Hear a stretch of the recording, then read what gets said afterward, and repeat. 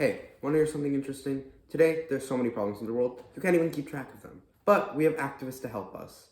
Today, activists are probably one of the most influential people in the modern day, and I think one of the most famous examples of an activist today is Jane Goodall. She's one of the environment's biggest protectors. She was probably the first example of a modern scientist, and today she's one of the world's greatest chimpanzee experts. To rewind a bit, Goodall was only what got this chance because of Dr. Louis Seymour Bazet Leakey. Goodall met Dr. Leakey on a ship going to Gombe. Interested in Africa, reading stories like Dr. Dolittle and Tarzan, going to Africa was always a dream of hers. She couldn't afford college, but decided to save up money to one day make the voyage to Africa. Meeting with her, Leakey saw a spark in Goodall and let her work at the local Natural History Museum. And gave Goodall the opportunity to live in Africa for multiple years and study the chimpanzees. He felt that her lack of formal academic training was advantageous because she would not be biased by traditional thought and could study the chimpanzees with an open mind. This makes sense as many scientists were very close-minded. July 14th, 1960, it happened. Goodall left for Africa, equipped with proper tools, an escort, and a cook. She was ready for research. It was very tough, often going miles without seeing a single chimpanzees, and the ones she could see left into the jungle after only a few seconds. However, when she met the chimpanzee named David Grayback, a high-ranking chimpanzee who was spotted by Goodall. David was then seen using tools. This was a revelation that changed the definition of mankind. It was one of Goodall's most significant and iconic discoveries, but it wasn't the only one. She found out that chimpanzees weren't herbivores, but omnivores. She found out how the societal tribe of the chimpanzees worked, and she had a very different method for conducting her studies. See, Goodall used what was thought to be an unconventional method to conduct her test. She named the chimpanzees.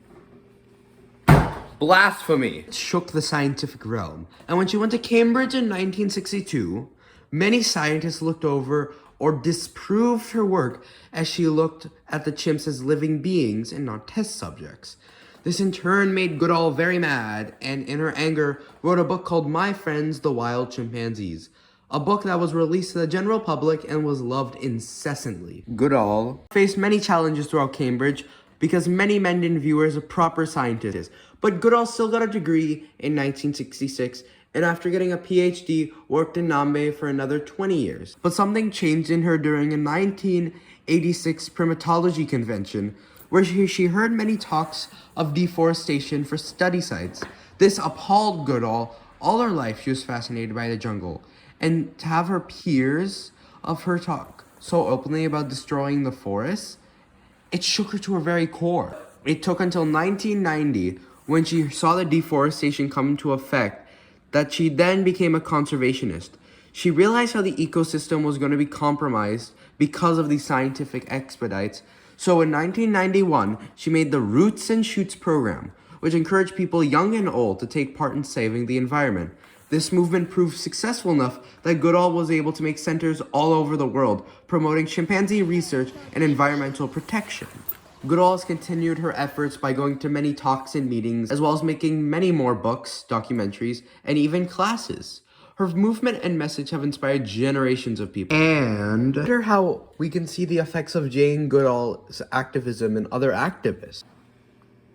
Liesel Meminger is a child born in Nazi-occupied Germany and is an activist against racism and a fighter for freedom. So why do I call her an activist instead of a rebel or an orator? Well, I think it's a matter of perspective. Liesel's actions, opinions, thoughts, and deeds are told to us by a narrator. We're getting us told a story reflective of the injustices Jewish people faced during World War II.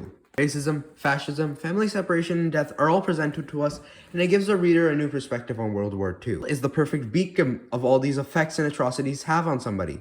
She lost everybody she loved due to the war. Her family could barely feed themselves, and Liesel had to resort to stealing. The Nazi rule forced Liesel's family to harbor a Jew named Max Vandenberg, and Liesel's story is similar to Goodall's in a way. Both try to change the status quo through their actions. Liesel saves Max, and Goodall saves the environment. Liesel shows how not all Germans were okay with the Nazi rule, and how most citizens were affected by it, while Goodall proved how close-minded many scientists were and what rash things they wanted to do. The landscape of science and environmental protection was pioneered by Goodall and And Liesel overcame adversity and evil so gracefully, giving us a new look on history. Sheer adaptation and tenaciousness caused these two to change our society as we know it.